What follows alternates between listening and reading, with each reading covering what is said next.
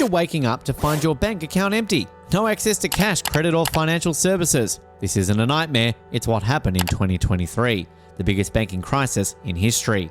In this video, we'll explore the causes, consequences, and solutions of the 2023 banking crisis. 2023 banking crisis has its roots in the event of 2022, when the world was hit by a wave of inflation triggered by the unprecedented stimulus measures taken by governments and central banks to combat the COVID-19 pandemic.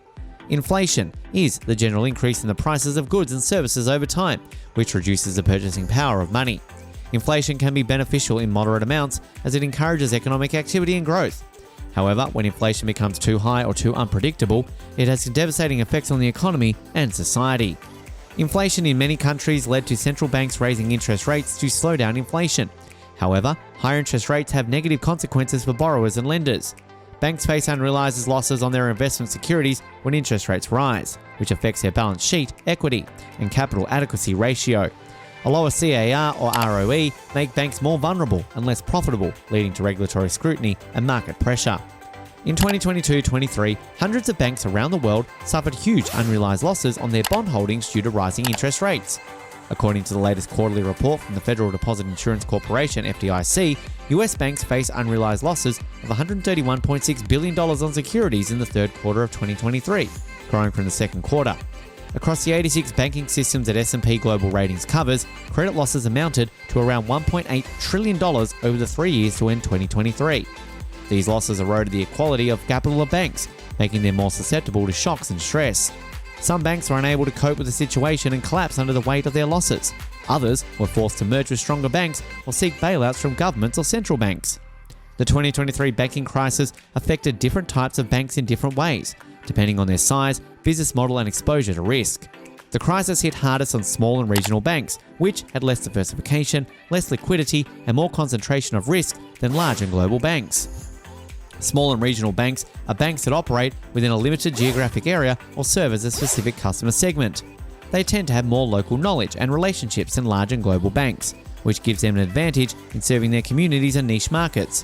However, they also tend to have more reliance on short-term funding sources, such as deposits, interbank loans, and commercial paper.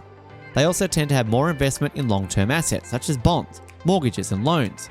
This creates a mismatch between their assets and liabilities, which exposes them to liquidity risks and interest rate risk. Liquidity risk is a risk of not having enough cash or liquid assets to meet obligations or demands. Interest rate risk is a risk of losing money due to changes in interest rates. When interest rates rise, short-term funding costs increase and long-term asset value decrease, creating a double whammy for small and regional banks. Small and regional banks also face another challenge: competition from large and global banks. Large and global banks are banks that operate across multiple countries or regions, serving a wide range of customers and markets. They tend to have more diversification, more liquidity, and less concentration of risk than small and regional banks. Large and global banks have access to various sources of funding, such as deposits, interbank loans, commercial paper, bonds, stocks, derivatives, and other instruments. They also have access to various types of assets, such as bond stocks, derivatives, commodities, currencies, real estate, and other sectors. This allows them to hedge their risks and optimize their returns. Large and global banks also have access to advanced technology, innovation, and regulation that give them an edge over small and regional banks. They can leverage artificial intelligence, AI, big data analytics, BDA, blockchain, BC, cloud computing, CC, cybersecurity, CS, digital banking, DB, fintech, FT, machine learning, ML, quantum computing, QC, robo-advisory, RA, social media, SM, virtual reality, VR, etc., to enhance their efficiency, effectiveness, and customer experience. They can also benefit from favorable regulation that gives them more flexibility and freedom than small and regional banks. For example, in 2020-21, the US government rolled back some of the regulations that were imposed on large banks after the 2008 global financial crisis under the Dodd-Frank Act. These regulations included higher capital requirements, stress tests, resolution plans, living wills, etc. that aim to make large banks safer and less systematic. However, these regulations also made large banks less profitable and less competitive than before.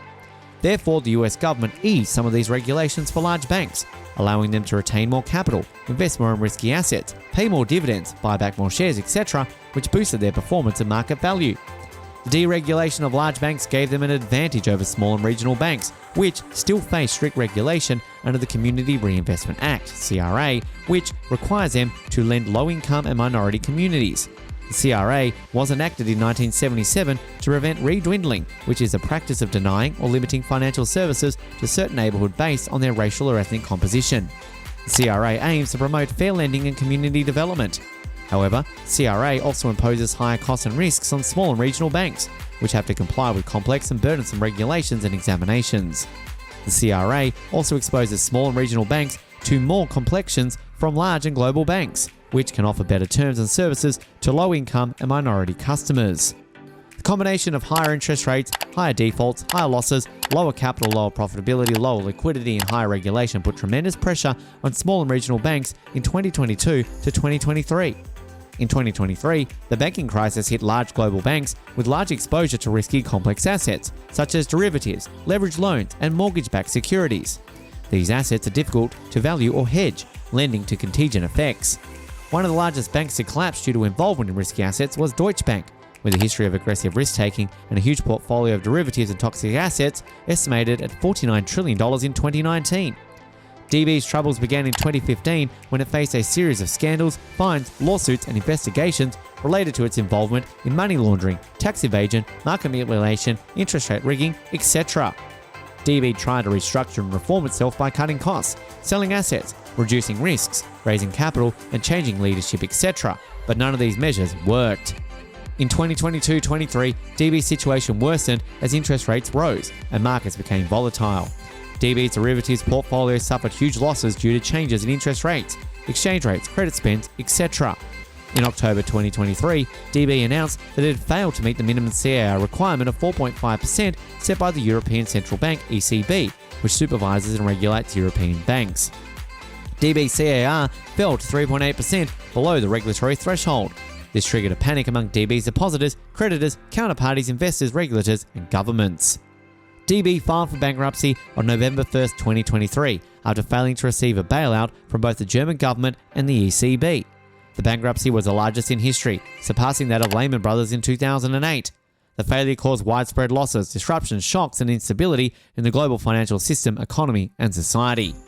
The 2023 banking crisis had a profound impact on the world, affecting every aspect of life and society. The crisis exposed the weakness and vulnerabilities of the global banking system, which had not learned lessons from the 2008 global financial crisis. The crisis also raised questions and challenges for the future of banking, such as how to make banks safer and more resilient, how to balance regulation and innovation, and how to foster competition and cooperation, how to align incentives and ethics, how to serve customers and communities, etc.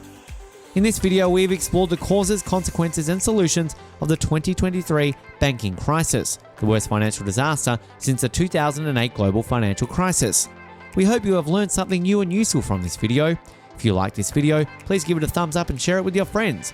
If you want to see more videos like this, please subscribe to our channel and hit the bell icon to get notified of our latest uploads. Thank you for watching, and see you next time.